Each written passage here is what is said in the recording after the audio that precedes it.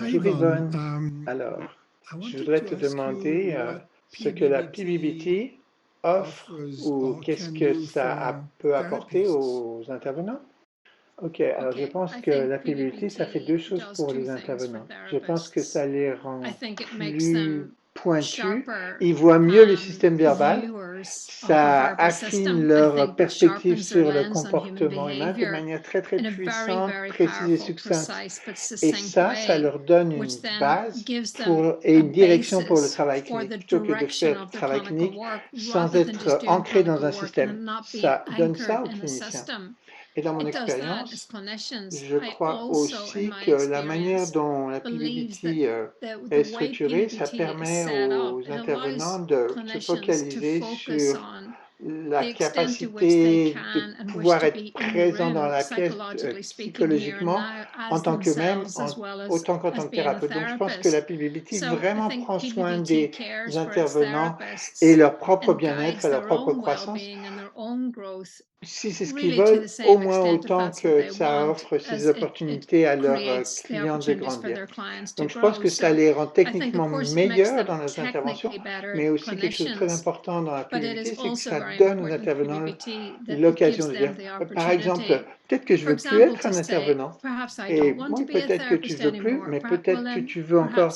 Et si tu veux, on veut que tu t'amuses, que tu aimes faire ça, pas juste parce que tu auras des meilleurs résultats, mais que tu aimes faire ça et c'est une partie de ta vie importante. Donc ça, c'est vraiment important, ces deux choses.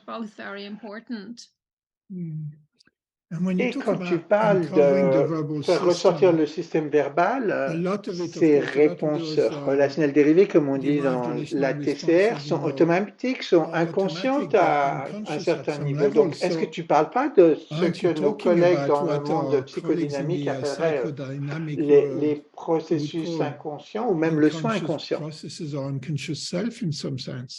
Oui, absolument. Alors, on emploie une terminologie un peu différente, bien sûr, mais pour nous, c'est automatique dans le sens où tu l'as appris tellement profondément. Je pourrais te demander où est-ce que tu as appris 1, 2, 3 et tu ne pourrais pas t'en souvenir. Et c'est exactement la même chose que ça. C'est profondément inconscient, bien au-delà de l'accès à la conscience et un travail de la PBT comme de thérapie, évidemment, c'est d'amener tout ça à la conscience et à ton attention. Mais le fait que tu répondes à un sens de toi-même, c'est pas juste entraîner la conscience, mais c'est le changement après ça. Mais je suis tout à fait d'accord avec cette perspective. Oui, parce que finalement, c'est ce qui dirige tes pensées, tes émotions, la manière dont tu regardes ton histoire personnelle, tes actions et aussi tes relations avec les autres, non? Oui, ça conduit, ça dirige absolument tout. Le sens avec lequel on s'est identifié, le sens de nous-mêmes, ces sens-là dirigent chaque cheveu sur ta tête de la PBBT. C'est eux qui te contrôlent. Et même quand tu crois que tu es en contrôle, c'est la manière dont le système fonctionne et c'est lui qui te contrôle.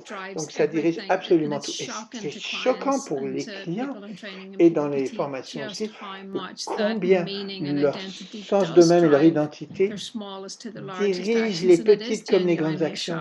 Et quand on voit ça, on voit que le système nous enlève le pouvoir. Oui, donc est-ce que potentiellement, ça amène ces concepts très précis, ça les sort du laboratoire et ça les donne aux intervenants qui viendraient de toutes les approches, non? De manière à ce qu'ils puissent avoir quoi? Plus de précision, plus de clarté, direction aussi, pour travailler, comment mieux utiliser les outils qu'ils ont déjà. Exactement.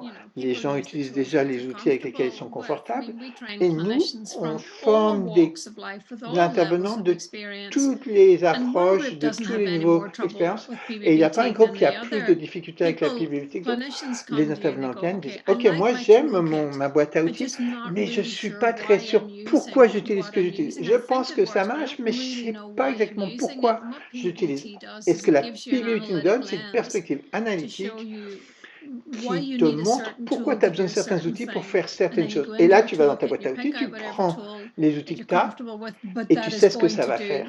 tu sais que ça va faire le boulot que tu veux que ça fasse. Donc, il n'y a pas de branche de psychothérapie ou d'approche qui ont plus de difficultés avec la PBBT que d'autres. Ça, c'est pas le cas.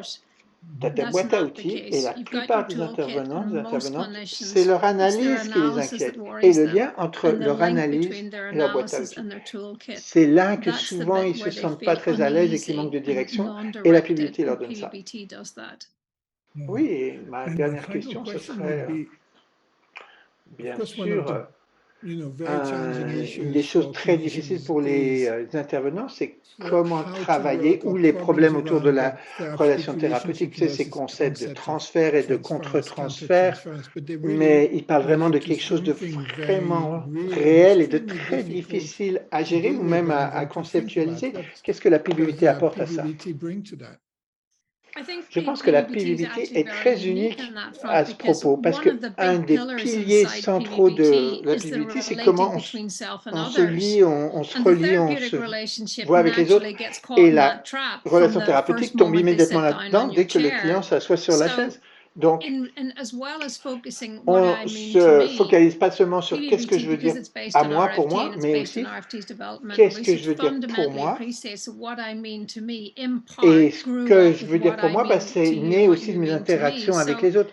Donc, tout cet aspect de la PBBT se focalise sur moi, mes relations entre moi et les autres, le sens que j'ai entre moi et les autres. C'est comme quelque chose de central dans la PBBT depuis le début. Et donc, notre boulot dans la PBBT, c'est de regarder à cette relation-là et de voir quels sont les pièges pour l'alliance thérapeutique. Si tout le monde pense que, par exemple, a le sens que les autres sont toujours meilleurs que moi, eh bien, ça va évidemment se présenter dans la relation thérapeutique. Donc, on identifie ces patterns de relation entre moi et les autres et on navigue la relation thérapeutique pour les déconstruire et amener la relation thérapeutique dans un endroit sécuritaire.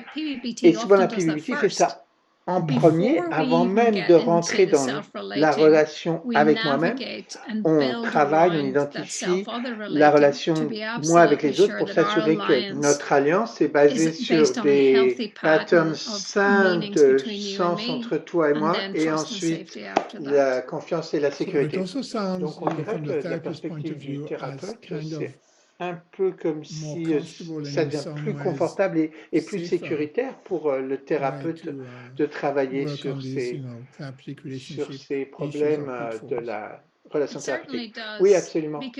C'est plus confortable et c'est plus sécuritaire parce que ça permet de dégager les obstructions qui peuvent créer de la tension entre le client et l'intervenant et ça crée de l'espace pour les endroits où on ne peut pas aller, qu'est-ce que j'ai peur de dire, quelle honnêteté, le niveau d'honnêteté je peux avoir. Donc, on navigue ces espaces en construisant une base très très solide pour que tout ça puisse se poser là-dessus et que ce soit moins un problème.